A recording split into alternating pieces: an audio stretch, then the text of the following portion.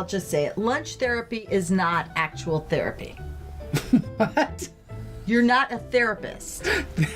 I know that. You need a therapist. Oh. What did Rick Pagano say that Milton said Rick Pagano? about a successful acting career? The casting director? Are you serious? The casting director that was in Milton's class with me, what did he say about a successful acting career? What are the components of a successful acting career? Acting, admin, and attitude. Get your head on straight. Get your attitude in order. See a therapist, Joel. Whenever I'm feeling like my head's going to explode, I just put like a sock on it or a hat on it or, something like that. It keeps my head together. That's all the therapy that I need, okay? That's all I need.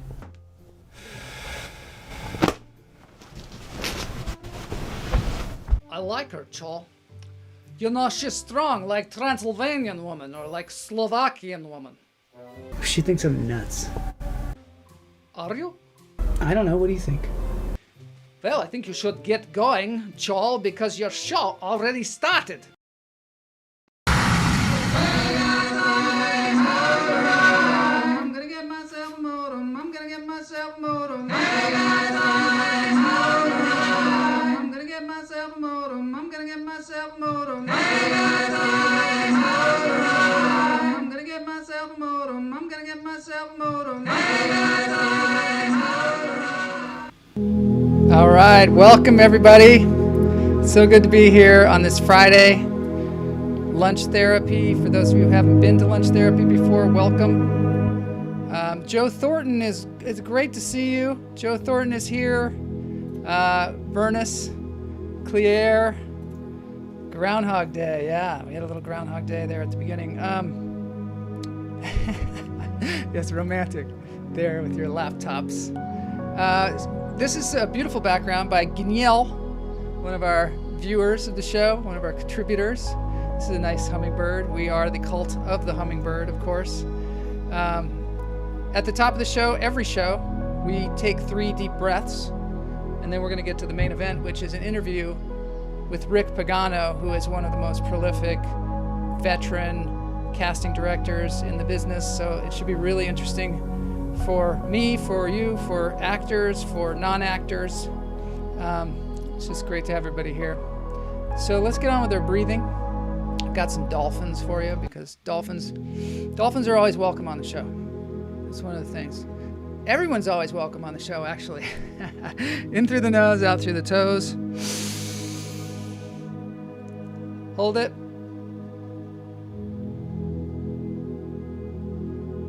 Let it go. Yeah, so this is interesting for me. I've interviewed casting directors before, but I must say, one of the things about me is in my career, I've been intimidated by casting directors and not really understood them. So it's really great to talk to one in person. In through the nose, out through the toes. Hold it. Let it go. I think one of the things that scares us a lot of times as human beings, and maybe even as dolphins, is the unknown. And one of the things about being an actor in Hollywood, especially traditionally, is that you go see these casting directors and you audition for them, and then you don't really know what happened. You walk out of there just kind of confused. And you never know. I mean, you know when you get the part, but you don't really know when you don't get the part, which most of the time, you just wonder what the hell happened. Is it me? I want to see your pet dolphin in between you and Cam with your laptops in bed. It would be great to have a pet dolphin. I think that I'd have to have a little different lifestyle. A few episodes back, we had an incredible interview Friday with, we had manta rays on, people that swim with manta rays. So check that out sometime if you want. Today, though, we're diving in to the interview with Rick Pagano. In through the nose, out through the toes.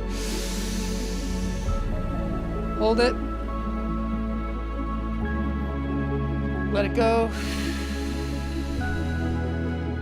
And you're gonna want to stay for the dance break because it's a bit of a surprise.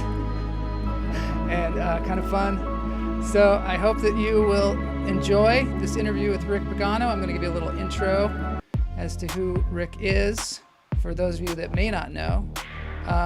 Rick is he was the CEO of something called Pagano Manwiller, which was a huge casting office in Los Angeles, and he has throughout his career cast a lot of our favorite films and found a lot of our favorite actors.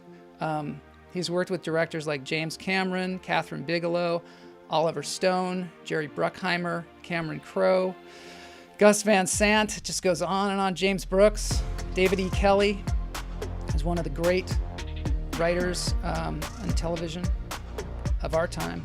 Well, television is kind of our time.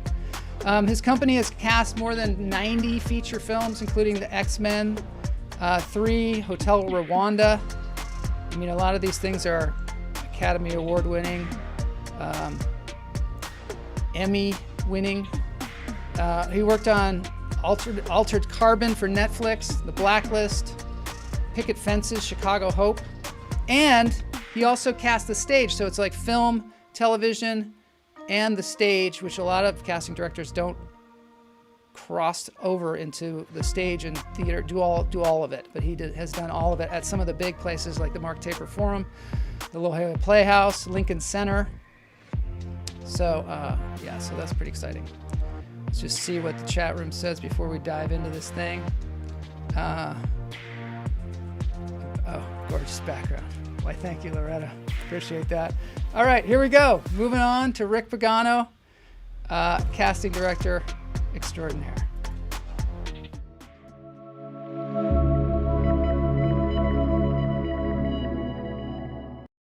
All right, here we are with Rick Pagano. Thanks so much, Rick, for being on the show. I really appreciate it. Anytime. I am so glad to talk to a casting director because a lot of times as actors, we feel like we're kind of in the dark when it comes to auditions, especially, when I started out in this business, we would go into a room, you'd audition for a casting director, you'd leave, and you just really never had any kind of understanding of what happened really from the other end. And you'd get something like a call maybe from your agent who would say some kind of vague comment about how it went. I talked to the casting director and they thought this. But it was really just kind of clues a lot of times, trying to figure out what's going on. So I'm really glad to have you here. Thank you so much for taking the time to be here. I want, a lot of casting directors, they come at it from different angles. Actors, generally there's kind of a path to be an actor, I suppose. But as far as casting directors go, I find that they're all over the map as far as where they came from. And you came from a literary background, is that right? Mm-hmm. Right. Tell me something about that. I went to grad school in literature. I was doing my doctorate at Columbia University and I was teaching there. And I had a feeling I was not in the right place. I took a year off and went to Paris and I needed a visa. I needed a cheap visa so that I could stay there for more than 90 days. And the cheapest visa was with the School for the Comédie Française, the National Conservatory of Dramatic Art. So I talked my way in. And I worked from 8 o'clock at night to 8 in the morning as a night guard at a hotel. And then I would pump myself full of coffee and go to these acting classes. And I just fell in love with acting and directing and came back to America, returned to New York and decided that I wanted to change my focus completely. Initially, I went from studying Shakespeare and early English drama to modern drama, finished my orals and writtens, and then for the PhD, and then started drifting into getting theater jobs. And I got my first job I got by walking up to 42nd, taking the subway up to 42nd Street and walking through an entire building and holding out a resume that had basically nothing on it and saying, "Hi, I'm here looking for work." And I figured the easiest way was just to walk in. I got a job the first day working with a company that was doing Buried Child, the original product, the New York production. Sam that Shepard. won the Pulitzer Prize. Yeah. Yeah. And we won the Pulitzer Prize the play won the Pulitzer Prize the day after we closed. So we had to shut down. And then I got a job. I managed to get a job at the Pittsburgh Public Theater because of my literary background, being the literary manager of the theater, the producer of new plays, and the casting director. And Wow. I just ended up drifting into casting because it was an easier way to make a living. I wasn't independently wealthy. And so I started casting for them. And then I cast for the Mark Taper Forum. And then I went off on my own and became an independent casting director. How different is it doing casting plays from casting movies and television? And I'm sure it's changed a lot over the years, but what is the audition process like? How is it different? Because I remember when I did a lot of theater, they had different criteria, I felt, when you went in to audition for a play. From our point of view, we're looking for how someone fills a stage and fills a space. Mm-hmm. And it's very different when you do film and TV. It's much more about how the camera comes to you. So, instead of sending it out to the world, it's about letting the camera come to you. Another way of saying it is, with theater, you're pushing it out, you're sending it out. With film, it's about what you hide in film and television as compared to what you show. Oh, that's interesting. Did you get actors that were film actors or television actors auditioning for a play and they couldn't give you that different kind of use of the space? A lot of times that was a big problem. Actors are in Los Angeles when we were casting for theater. A lot of actors were being so filmic and the directors just didn't understand how to bring them out. And they may not have, in many cases, had the technique to, again, we're talking in real generalizations. Yeah. There's a lot of nuance in this, but in general, New York actors were better at doing theater and Los Angeles actors tended to be better doing film and television. I think that difference has decreased in the last 10 or 15 years. Yeah. Where were you from originally? I was born in Brooklyn, raised on Long Island, went to college in Vermont, and then grad school in New York at Columbia. So I was in New York, and then I went out to Los Angeles to cast for the Taper and stayed out there for 36 years. Wow. What kind of a kid were you? I was a dork, really shy. Yeah. Kind of, sort of smart, but not a genius at all. I was just a high school kid who was really into being the newspaper editor and the yearbook editor. I was the class treasurer. I wasn't the class president because that would have required someone who was popular. Yeah. I was the class treasurer. The treasurer. Yeah, I've been the treasurer before. Definitely. I was the dork that was good at math. Yeah. So I met you recently and I found out that my wife knows you, but I had never met you until just a few weeks ago. And one of the things that struck me about you, which was really invigorating, I guess, as an actor, or inspiring, was that you have a kind of rebel quality about you. At least, that's my first takeaway from you. And where do you think you gained that kind of quality? Because if you were, kind of a nerdy kid, kind of maybe quiet, somewhere along the line, do you think it was when you took your resume around in that building, you were like, because that's a different kind of move than being the treasurer. I think I've always been a little bit of there's always been a part of me that's been a bit of an outsider. I'm a writer. I write quite a lot. And a very famous writer once was asked why writers write. And he answered, I think most writers write because they weren't invited to the party. And and I think I was just never invited to the party. And so, I went to France when I was 16 on a scholarship and I didn't stay at the school. I would go out and play soccer with the guys from town. I would sort of escape the school, which was a breaking of rules. Yeah. I broke the rules when I went to Paris when I was 25, when I was in grad school. I was supposed to finish the doctorate and I didn't. I didn't adhere to the plan. And I think I've always been, and it gets you in trouble sometimes. I've been fired. Yeah. More than once. Really? I like that. I felt like I wasn't invited to the party. I feel like that sometimes too. And sometimes I'm like, I'm going to do it anyway. I don't care. And it's not always a bad thing. Yeah. I moved to Chicago to work with Steppenwolf and I didn't call them first. I just went there. And, I gave them my resume and they were like, you'll never work here. And I was like, here's my phone number. And they called me that night and I worked there for 2 years. So I find that a lot of times you got to go there and you got to just be like, Yeah. this is me.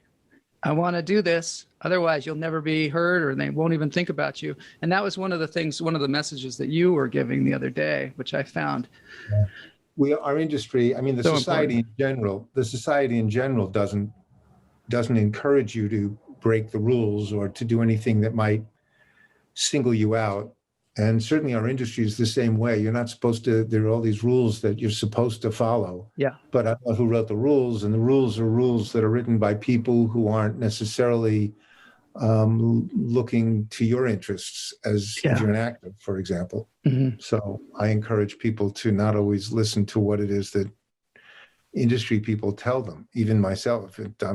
If what I say isn't serviceable to you, don't do it. Yeah.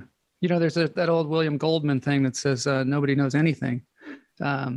And it seems to always be true in the film industry that nobody, or the entertainment industry, is that everybody acts like they know everything, but they don't necessarily know. And I'm finding that out a lot recently because of the Zoom capabilities that we have now. I've been meeting more and more casting directors, so it's not as such a black box anymore. I get to see each one of them and hear what they have to say. And a lot of times I'm finding that they have different rules, casting directors. I know there's the Casting Society of America, but do casting directors get together and say, this is how we're going to do things? Or is it like a bunch of rogue people working in this industry? Well, I think obviously the CSA has certain rules about how to behave, but I also think that there are casting offices that do things their own way. They all have idiosyncrasies. Yeah. And, for example, I had a rule when I was working with Sharon, with my ex-partners, Sharon Bialy and Debbie Manwiller, that I didn't want to keep actors waiting for more than 20 minutes. Because if they have to wait more than 20 minutes, their energy begins to flag, they begin to get impatient, and they don't do good work. Yeah. So not only is it impolite to the actor, but it's actually detrimental to the process. Mm-hmm.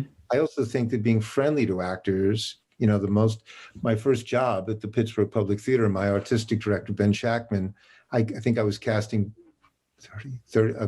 my first job was casting like 47 roles in 2 weeks. Was that Big River? Was that? No, just before Big River. This was before we did Big River. No, Pittsburgh Public was, we were doing The Seagull and we were doing Mr. Roberts. Mr. Roberts had 30 people and The Seagull had, I think, 17. Wow. And I was terrified and didn't know what I was doing, and I hadn't slept. And the first day of auditions came around and I said, what do I do? What do I do? And my artistic director, who's now a good friend, Ben, said, you go outside, you shake hands with each actor, you smile and you say, is there anything I can get you? Wow. And he said, and that will make them feel at home and they'll do a better job. And he's right. You treat an actor well and it's just good business. You did another interesting thing that, originally you did it, but you also did it here in Los Angeles, is you went over to the Beverly Hills Playhouse and started taking class. Is that right? Mm-hmm. As a director, yeah. And is that a common thing to do for casting directors, to put themselves in a situation where they're going to be around a whole bunch of actors? And some people, for me, I directed a play when I directed one play that I translated from French to English when I was still in New York, but it was really hard to get a career going as a director unless you had someone supporting you financially. Yeah. And I didn't. So the casting was a way to make a living. And I think there are people like that. I know that April Webster, for example, directs sometimes. Mm-hmm. There are a lot of people who want to dip their hands into directing. Yeah, and you've directed several plays, right? I've directed a lot of plays, about 24 plays, 10 of them mine. Yeah. And then many more by other people. And one of my plays has been turned into a movie that I'm negotiating a distribution deal on right now. And there are another two that are in process of. Can you tell us about that movie that you just did recently? Actually, we did it a while ago, but I just finished doing post on it. It was a play, and it closed. And a lawyer friend of ours was at closing night, and he sent an email to 125 people. Yeah, come see the play. And I called him and said, Steve, it's closed. Yeah. And he, what do you mean? I don't understand closed. I said, we've taken down the sets and we've sent the actors home. It's over. It's over. And so Yeah. he said, I'll give you some, why don't you make a movie out of it? And I said, I'll make a movie out of it if you give me some money. Yeah. And so he gave me some money and I had some money saved up and we pooled our money and we made the movie. We shot it in 9 days. Wow. And 9 days. yeah, we shot the film in 9 days. Whoa. My first day of shooting, I think I shot 17 and a half pages, That's a which really lot. impressed my cinematographer. And my crew was very suspicious of me until after that first day. Yeah. Then they liked me because they said he moves fast. Anyway, we did it, and then I finished the post last year, and it's gotten into 6 festivals, and it just won Best Film at the Beverly Hills Playhouse. Beverly Hills Playhouse. That's The theater. Beverly Hills Film Festival. It won Best Film and Best Editing at the Beverly Hills Film Festival, and so now I'm in the middle of trying to make a deal on that. Wow, that's fantastic. Congratulations. Thanks. So this is one of the things that I wondered about. And as actors, we go into auditions and we think, oh, they're wanting, I'm just speaking generally here. I guess I'm speaking about myself. Originally, when I started going into audition for things, I was like, I want to try and be what they want me to be. And I'm not what they want me to be. And I've got to try and be it. And so it was an inner struggle that I was having that was, driving me crazy. One of the things that helped me was saying, I'm just going to go in there and try and help them tell their story. Mm-hmm. Do you think that being a literary person, being a writer, coming from a story viewpoint has helped you as a casting director? I think so, although a lot of times, certainly more recently, I don't think writers and directors and producers are that interested in the opinion of a casting director, frankly. Really? Can you tell me something about what it's like to work with the directors on, directors and then also, I guess, showrunners? Can you tell us maybe both the different processes, television? I'm calling it television now. Film and TV, for my mind, and even film and TV are very different. And I really invested my time in wanting to do movies, which is probably a bad bet because television apparently is taking over and there are fewer feature films being made now. But in feature films, you generally have a director that you work with. That's the person you work with. Yeah. And it's up to you and the director, mostly the director, but you work with the director and then you go to a producer who either says yes or no. Again, I'm making big generalizations here. I know, but I think the thing is, understanding the process of it is really helpful for us. TV is very different. It's mostly the writers who are the producers and the showrunners, and they're the ones who make the decisions. The director is basically a guest star for the most part. Most TV directors will tell you that. They use the same nomenclature for that. Mm-hmm. And it's really about the guys who are there every week creating a style. They're the ones, the creators of the show, the showrunners, the writers. They're the ones who make the decisions about casting. And they want to see, they feel that television is about what you see. So they don't want to do an offbeat. They don't want to do something that's offbeat casting. For example, if you brought in someone who normally plays the bad guy in a lot of roles, and you bring him in for a good guy role, they think I'm crazy. I did it on Drugstore Cowboy, where I brought in James Remar, who had been only playing bad guy roles, to have him play the good role, the guy the role of the cop. And Gus Van Sant, who was a smart director, loved it and ended up casting James as a good guy. And since then, Remar's been playing, mostly good guys. What was that like working on Drugstore Cowboy? I mean, that's a classic film. A lot of fun. Did you know that it was was it a tiny film at the time, or did you know it was going to get? It was a small film. And did you work on it from the beginning, like you said, with the director, and then brought it out to people? Yeah. Well, the only person who was cast was Matt Dillon. Mm-hmm. Matt was cast, but the other 3 roles, Kelly Lynch and Heather Graham and James LeGros, we found. Wow. And what is your process for? I mean, I know it's changed a lot, and maybe we can talk about that, the casting process. But how do you keep track of all those actors? Do you have like a filing cabinet? Do you have a thing on your computer? Is it just, remember all of them? Yeah, it must be impossible because there's so many that come and go. You can't I don't know how you do it. So what do you do and is it just sometimes you rely on kind of what is on your mind at this time or some performances that you've seen recently? I mean, how do you keep track? you go through lists, you go through submissions, but you also go through lists of actors. You can use IMDb. Yeah. I still, on occasion, if I'm really scrambling for something, I have an old copy of the Player's Guide, the Academy Directory, Really? and I'll just flip through A to Z, and it helps you come up with, someone named Michael. Yeah. Michael Thompson reminds me of Michael Morrison. Yeah. And suddenly I'm going through in my head, I'm thinking of people named Michael who might be right for the role. Yeah. It's about triggering. It's about trying to find triggers for your memory. That's really what it's about. It seems like that's the way the creative process is too, right? It's a lot of times it's a lot messier than you think. It is. It's messy. Yeah. That's interesting so that you said that. And then and sometimes you remember people, remember someone who would have been perfect for the role a week after you've cast the role. And then you want to hit your head because you think, why didn't I think of that person? Yeah. One of the hardest things, and maybe you run across this too in this industry, one of the hardest things for actors is to not take things personally. Yeah.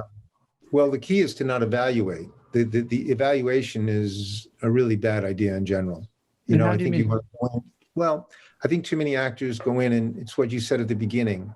I think too many actors walk in, they do their audition, and then they walk out and they ask their agent how they did. They're looking for feedback. Yeah. And I think looking for feedback is a really bad idea. Yeah. Yeah, I do. I think you do it, you're out, it's gone, it's done, move on, next. I think your job is to simply stand and deliver, do the best you can do, and then let it go. Because if you don't let it go, you're trying to second guess yourself. Mm-hmm. What did I do wrong? And you didn't do anything wrong. You can always be a better actor. Yeah. But instead of thinking about what I did wrong, you want to just do the best work you can do. Maybe there's some specific choices that you didn't make that you could have made.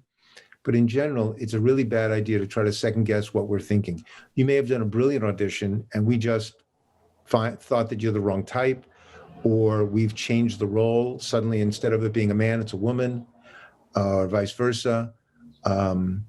Or the director's cast the role without telling the casting director, and he's sitting there seeing 15 people for a role that's already cast. That happens, really?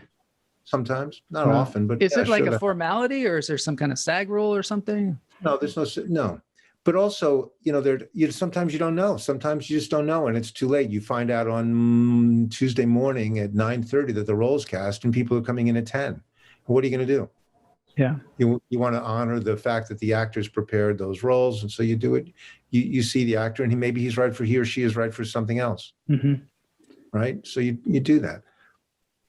I just think that the evaluation is the problem. Too many actors are trying to second guess, and you walk in the door trying to be something that you think people want. Yeah. And it's like that old saying about, waiting for your train to come in. Yeah. And I'm sitting there hoping my train comes in, and I'm waiting at the airport. You know what I mean? It's just not. Wait a minute. You're waiting at the airport. You're waiting for your train to come in, and you're waiting at the airport. That's another way of saying you go in trying to do something that you think is what we're looking for. Yeah. But not something that's integral and organic to you, something that you feel is your best choice. Yeah. So you go in and you make a choice that you think belongs to what they want, trying to second guess them. Yeah. And all along, all they wanted to see was probably what your original choice was, what the choice that you would have made without trying to second guess them. Yeah. And you would have been cast. Sometimes I find that it's better not to overthink a script. When you get a side, sometimes you want to be really aware of your first impulses, as long as you're understanding the story of the script, because sometimes people, like you said, they second guess themselves. I also think when there's an important period of time from when you leave your car to when you get in the room, that if you're second guessing yourself along that way and in the room, it could be a real problem. What do you think? I think I'm going to say something that's going to sound really like a cliche. Yeah. But then I want to follow it up with something that's more nuanced. Mm-hmm. I think that you have to walk in with a sense of yourself and try to just bring yourself into that. That's the generalization. That's the cliche. Yeah.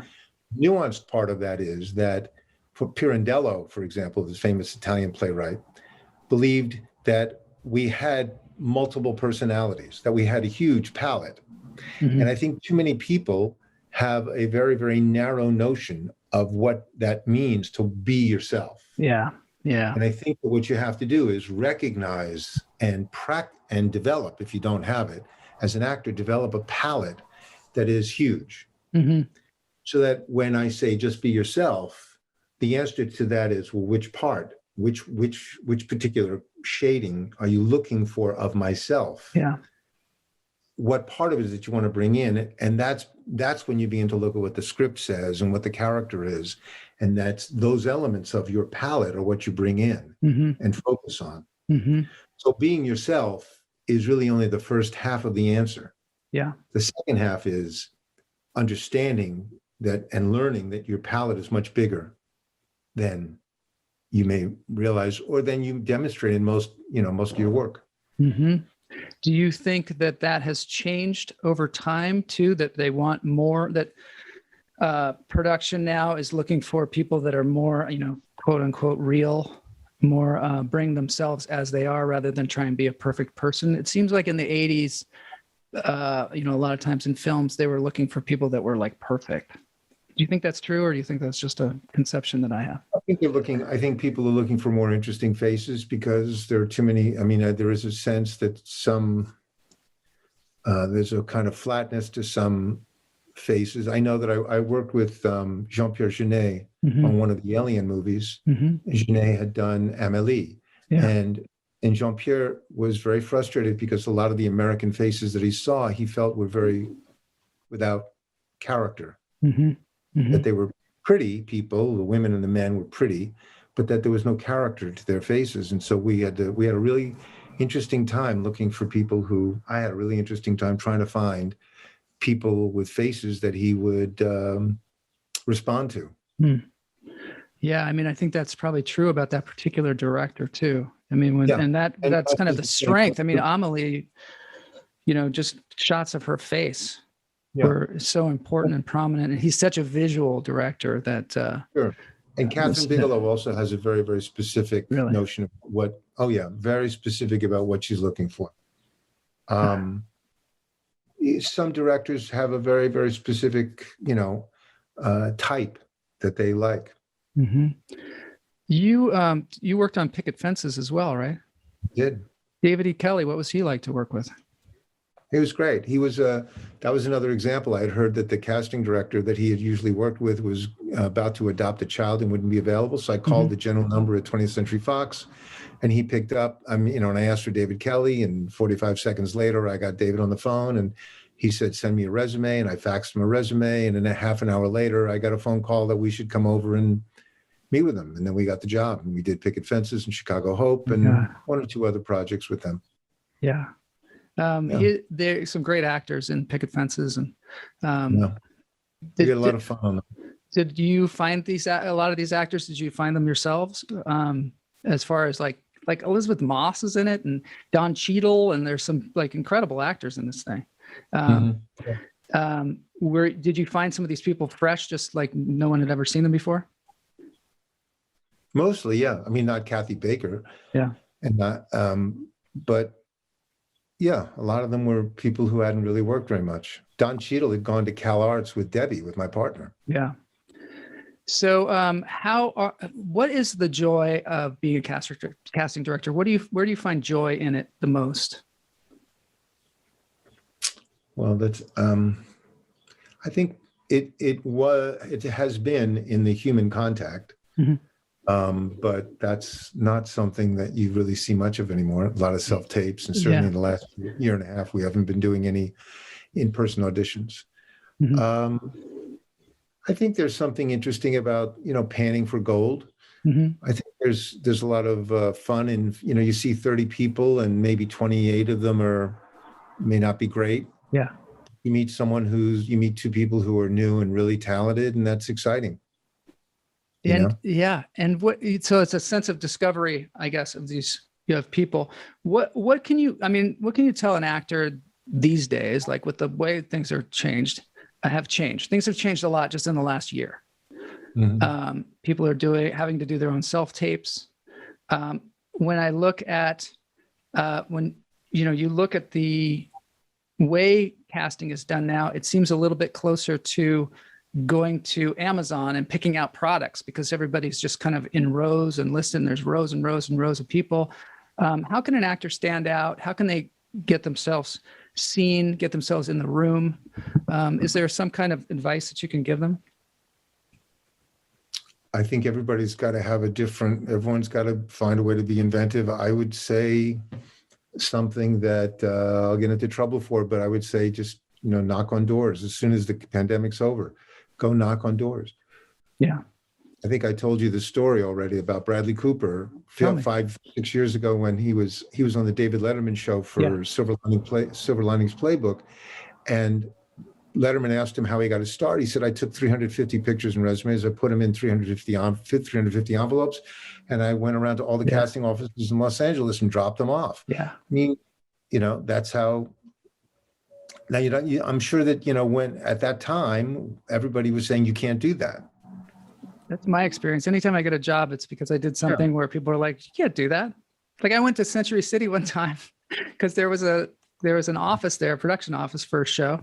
And I went and got in the elevator in one of those high rises and went in and gave my headshot to this person sitting behind a desk. And like a year later, I got a job. Yeah. A year later, but it was like, if I wouldn't have done that, obviously I wouldn't have gotten the job. Yeah. I mean, Debbie and I were doing 24. Yeah. We were doing Picket Fences, Chicago Hope. We're winning Emmys every year. 24 was winning Emmys. Mm-hmm. And yet we would find that at 6 or 6:30, we would have a session that was falling apart for the next morning. And a lot of times if someone walked in at that moment and they looked remotely right, we'd set them up because they just happened to walk in. Yeah. So you have to be willing, I think, to be a little rebellious, break some of the rules. Mm-hmm. But you do it with charm. You do it with politeness. Yeah, you can't be crazy. You don't do it angrily. You don't do it aggressively. You can't be arrogant about it. Yeah. If someone doesn't, like what you're doing, you just hands up, smile, say, was just trying to get a job. I really understand. Of course. Yeah. Sometimes, I've done what you say. I go around and give out my headshots, and a lot of times it's a lonely, weird experience because you go to some offices and there's no one there, or sometimes they have a box outside that you put your, headshot in. It's always different. You never know. And you're kind of wandering around feeling like you said, not like you're not invited to the party. You got to do it somehow. How important are relationships with agents when being a casting director? I think it's important, but frankly, agents want to take you to lunch when you're doing a project that they like. Yeah. They all want to be your friend when you're doing a project. They all want to call you back when you're doing a big project, and when you're not doing a project, they're not as interested in you. They're all business. So it depends. Yeah. I mean, they're busy just trying to, and I think for a lot of agencies, except for the top agencies, they're having a harder time paying the bills, and so they're scrambling, and they just don't have time to be openly, friendly unless there's some work involved, potential work for them. Yeah. And, actors who used to make, character actors in their 40s and 50s who used to have a quote of, $10, $15, $20,000 a week are being asked to work for Scale Plus 10. Everybody's being asked to work for Scale Plus 10 if you're not one of the stars. And the same with television. You're working for top of show most of the time. So it's and even a lot of series roles that used to be series regular roles are now being turned into recurring roles because it's a way to save money. Mm-hmm. I don't particularly approve of it, but it's what they're doing, and it's how their stock prices go up. Yeah. You were saying something that was very interesting. You were saying get a picture of yourself that maybe your loved one took. And put that on as your headshot and take that around. Something that really is you and not necessarily like a pre-produced headshot. And I say that because if you've looked at how we work on Breakdown Express, we can get, for one role, we can get 3,000 photos. And unless you either know the person already, you're going to go through those, and you can eventually, there's no casting director that I know who is immune to snow blindness. I just think eventually you're going down this list of of pictures, and each one has each page has 100 pictures on it. You can pick 25, 50, or 100. Yeah. I pick 100, and you go through, and that's one page. You've got another 24 pages to go, and each one has 100 pictures on it. How would a human, and a lot of times there's a time limit. Yeah. So how do you go through all those? How can a human being go through all of that? Yeah. So I don't understand why people keep picking these kind of generic photographs of themselves that aren't really going to help them to stand out. Mm-hmm. And standing out doesn't mean being, again, gimmicky about it. Mm-hmm. There's a way to find a picture of yourself that is organic and that feels like an authentic picture of you, but isn't necessarily a typical headshot. Mm-hmm. I think the example I may have told you was when we were doing Point Break. Catherine Bigelow had I had pulled a picture out of Lori Petty because I had already cast her in a picture at Paramount, a Stephen King movie. Yeah. So I knew she wasn't available for the dates, and I put it on a side table. Uh-huh. And Catherine came in to look at the new pictures that had come in. And we had a long table where all the pictures were. And for some weird reason, on that particular morning, Catherine walks in, and instead of going to the table, she goes to my desk. She picks up the picture of Lori, and she goes, "Who's this?" I go, "It's Lori Petty." And I knew immediately. And she said, "Well, that's who I want. That's it. That's her." Really? Just like that? Just like that. Wow. She knew immediately it was Lori. And it was and she had a picture, and Lori's picture was not a typical picture. It was not a headshot. It was almost like from the knees to the head. Yeah. And then she had this angry look on her face. She had a ripped t-shirt and ripped jeans, and she looked like Lori. I mean, it was a really authentic picture of Lori, funny. But it wasn't a typical headshot. And anybody would have told you can't use this headshot. You can't use this as a headshot. They were telling her totally. At the time, you can't use a headshot, but she used it, and that's what got her the job. Besides being a good actress. Yes, of course. But you got to somehow get through. Got to get through. And I find this. It's totally human nature to be drawn to the people that you're familiar with. And so, I remember, you mentioned the player's directory. You look through that, and it's like you see a famous person, you're like, oh, just your eye is just drawn to them, or somebody oh. Yeah. And then, like you said, there's a whole person there. You know what I mean? Like when you see a picture of somebody you get all these memories, and you see a three-dimensional person, you see all their different, personalities and things like that. Whereas when you just see a flat headshot, that's all you see is a face. I even, in auditioning, somebody once said to me, when you go into the room, just be aware that you're not just the front of your face. You've got a three-dimensional being behind that face. You've got a brain, you've got organs, you've got all the, and sometimes as actors, you go into a room, you're like deer in the headlights, and you don't even realize you have more than just, you just lose all your ability to understand your place on the planet. Well, when you're doing an in-person audition, even if it's for film or TV, it's an active theater. Yeah. And a lot of times people forget that you have to keep them awake. And so you can't just be filmic. Yeah. It's a weird combination. You have to be filmic, and yet for the people that are in the room that might make the decision to either, send your tape on or not. Yeah. Those people in the room are a real live audience. Yeah. And so you have to find a way to toe the line between making the work filmic and making it also interesting enough that the person in the room responds to it. I've heard it said, some people say it's more of a job interview than it is an audition. You got to bring yourself in there as yourself, and so that they understand something about you and who you are. For years I've been saying you have to walk in like you're the host of the party. That's and not the guest. The guest is there going, I like that. Is it okay if I use the bathroom? Is it okay if I get a glass of water? And the host walks in saying, "How are you guys doing? Is there anything I can get you? Are you okay?" Yeah. And you can change the air in the room if you walk in with that attitude, and you end up more confident, more relaxed. You do a better job. They feel like you're in charge. The people that are watching you feel like you really know how to take charge of the role, of the work, that they're not going to have to baby you or figure out how to, give you the role, how to do the role properly. And in fact, a student I just had last week just emailed me yesterday that he used that and he got the role. Yeah. He just got booked yesterday. Really? That's so great. Yeah, I think it's I think it's one good piece of advice.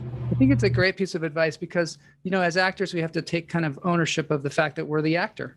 and we're, Mhm. schooled to be an actor. And so we know what we're doing. So we should go in there and present it in that way. There's an interview with Bryan Cranston online where he says that, where his career kind of changed when he realized that he was just going in there to show them his work, and he does the work as an actor. And then, he leaves feeling like, oh, I did my job. And I wasn't in the mindset of like trying to give them what they want. And a lot of times they don't even know what they want. They just know it when they see it. Right. Right. And Yeah. sometimes they even know if you're doing your job, you're teaching them how to do the role. It goes like this. I had a teacher who used to say it goes like this. Oh, yeah, yeah. The actors saying, I know a little part. It goes like this. Yeah. The actor to say it goes like this. Yeah. And a lot of times you can show a writer moments in a scene that the writer didn't even realize he had put in there. Yeah. Yeah. That's fun. That's got to be fun for the writer. And a good director can do that too. A good director can show a writer that there are places in the scene where you can turn a corner, an emotional corner that the writer didn't even realize was there. Now, Rick, you're a wealth of information. Do you teach actors or coach people in the industry? Is that something that you're doing now? I've done a little bit of coaching. I live in New York now, so I don't do I don't really do it so much. And I teach a class with one-on-one. Yeah. One company. I don't want to overwhelm myself or anyone else. I still enjoy teaching because I began as a teacher. Yeah. And I like trying to find a way to integrate my fading knowledge of literature, and how you analyze literature. Yeah. With with teaching actors how to take a scene and maybe figure out what to do with it. Yeah, I think that's good. Do you have a particular process that you give actors for when they get a script and then all the way to the casting room? And it depends on how much time there is. When I teach the class one-on-one, if I teach the class at one-on-one, there's 16 actors. If I'm lucky and I can split people up into pairs, 8 scenes in 3 hours is not really, there's no time to have a process, except if 1 or 2 quick kind of instant coffee like notes. Yeah. If I'm coaching an actor, then it's a whole different process. And then I can, or if I've got time, like when I'm directing a play, I can actually, work through a process and give specific notes, try it 3 or 4 or 5 different ways. Yeah. Have someone do it the wrong way, give them a note that might work for one moment in the scene. And it might not work for the rest of the scene, but if it works for one moment of the scene, then the actor knows to use that particular emotional key at that particular moment. It allows the actor to solve one moment, but it's not a fast process. No. As actors too, a lot of times in auditioning, we're trying to give the perfect audition. And it seems to me that a lot of times when you watch audition tapes, because they have some of them online of people that actually won the role, and you know their face, and a lot of times they screw up the lines. They, make some kind of mistake or something like that. And it's not about being perfect. I take it. It's more about like hitting some kind of a moment that they want, or that they've maybe never seen before, or something that really sparks something. Would you say? Yeah, I think that's true. I think it's a lot of things. I think it's having a certain amount of skill that you've learned from really training as an actor. It comes from curiosity. Yeah. Being curious about human beings and learning from observing humans and wanting to be a little bit of it's not politically correct to be a voyeur these days, because, men looking at women, you be canceled. Men looking at men now is, people make all kinds of presumptions about it's so interesting though, because, for more than 3 seconds, but it reminds me of Catholic school, a little bit. Well, the whole nature of watching a film or watching a television program is you're kind of spying on people.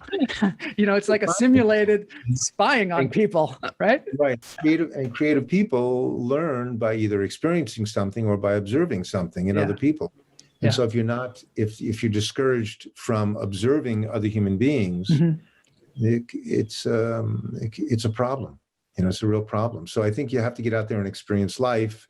And you also have to be curious about other people. And also, I think in scenes, you have to be curious.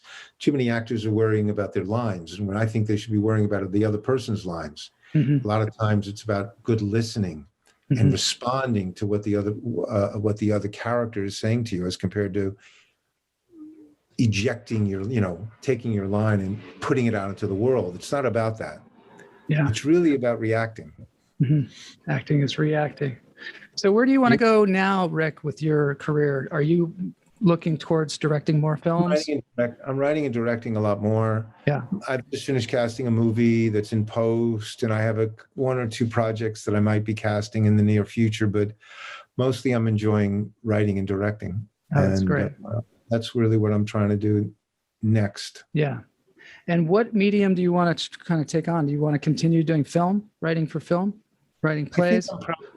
I think mostly it's going to be film. I don't think that the theater in New York has evolved to a place that's not really so much in line with my aesthetic as much as it, what I write and what I create. I could, but I don't really know that I have a feeling that it's not really where my work would be received best. So I'm focusing on, and right now I'm just focusing on 2 movies. That's all, 2 scripts that I'm working on. And then what I'm writing is a variety of stuff. I'm writing a short story. I'm writing another play. So that's great. I'm busy. And How do you, you've got a family. That's a big thing. How do you keep your head right in this industry? Do you do any kind of meditation or anything? Something I ask most of my guests. Meditation every morning, except when our son's home. It's hard to do it. We have a 9-year-old son, so it's kind of hard to meditate when he's in the house. Yeah. We meditate, and therapy really helps. Therapy is all the best people do it. Yeah. Not easy sometimes. Exercise. Yeah. And eating right. And I find that exercise is a really great way to generate creativity. I get all kinds of great ideas in the gym, and I think it's just because the blood's flowing and the synapses are going, rather than just kind of sitting. And sometimes I'll actually move around a lot and then meditate. And it's amazing how the brain activates. Just something that I've found recently. Also, sleeping is good. Sleeping is good. I wish I could get more sleep. Well, sleeping is good because often a lot of writers write in the morning when their sleep is fresh, or they write at night before they. I think the dream world, the world of the unconscious, is a really good resource. And so the closer you are to that, in one way or the other, whether it's at the front end at night or at the tail end in the morning, I think that that helps your creativity. We have a viewer that said, Todd Lee, that said that he will give his brain a question at night, and in the morning, a lot of times he'll have the solution, because your brain kind of processes it in that state. And lately I've been looking into brain waves, and it seems to be true that there's, your brain waves speed up during the day, and you get into like a beta state that is not as conducive for learning new things, creativity, and that kind of stuff. And so when you meditate, sometimes it slows down your brain waves into, say, an alpha state or something below that, which makes it so you're conscious of inside and outside at the same time, which is a prime place to be for creativity. Yeah, that's interesting. It's true. Yeah. It's true. This has been a really fascinating conversation. I really appreciate it, Rick, you coming on the show.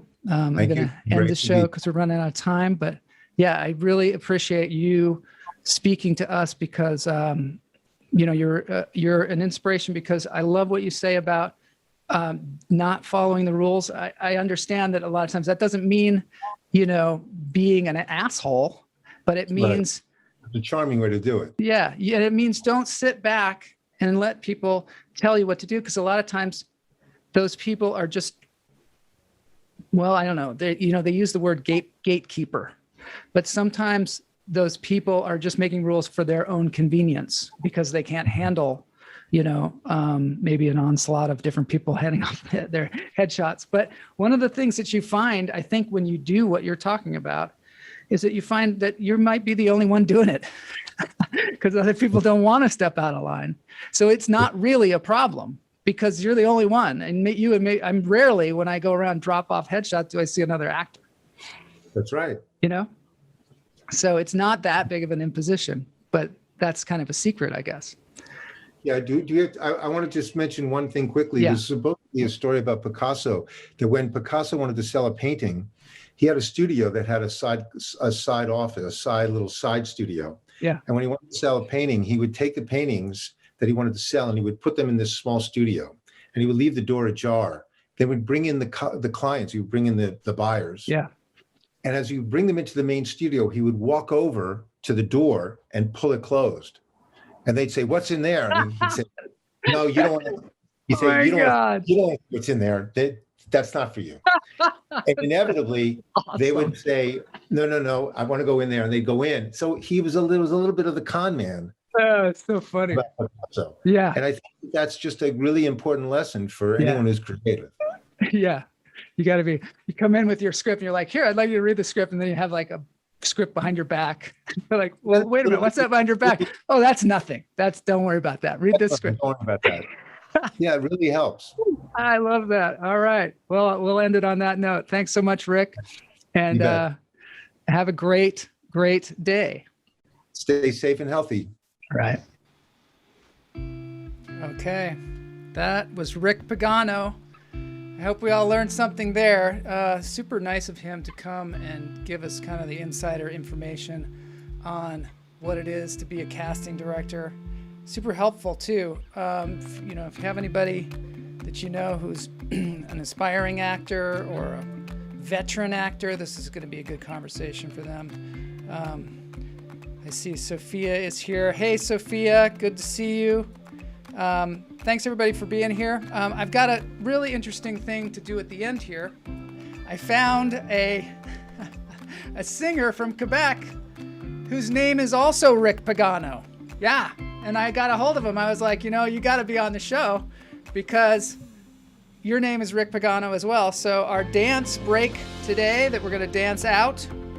At the end of the show, we dance to someone who's a great musician who's doing a cover on YouTube, and I've gotten the permission from Rick Pagano himself from Quebec, not the one from New York.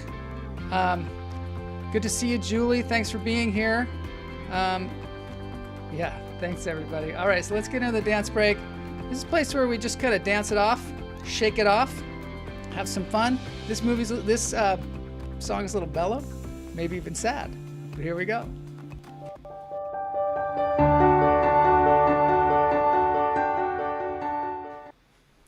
And just stop your crying. It's the sign of the times.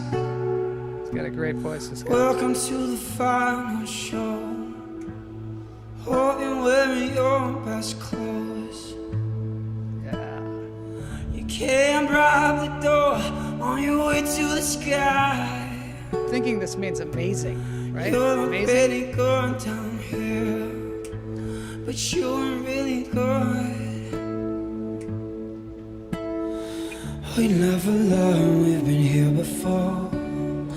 Why are we always stuck and running from the bullets? The bullets. Pagano, the singer, happens to be a great singer. And just stop your crying. It's the sign of the times. We gotta get away from here. We gotta get away. By the way, if you haven't subscribed to Joel Marshall's Lunch Therapy, please do. Stop your crying, baby. Also, we're taking suggestions. This is a very interactive show. They told me that the end is near. We gotta get away from here. We don't talk enough. We should open up before it's all too much.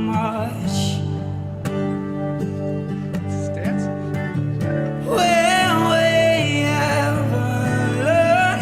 We've been here before. It's just what we know. stop your crying, baby. It's Too a bad I didn't sign get of Rick Pagano to time. dance to Rick Pagano. That would be cool. We got to get away. We've got to get away. We got to get away. Everybody's We've got crazy. to, we've got to. We're all crazy. Everybody is. We got to, we got to. Actors just have to portray the crazy people in the world. So, right? It's all psychology. Thanks, everybody. See you next week.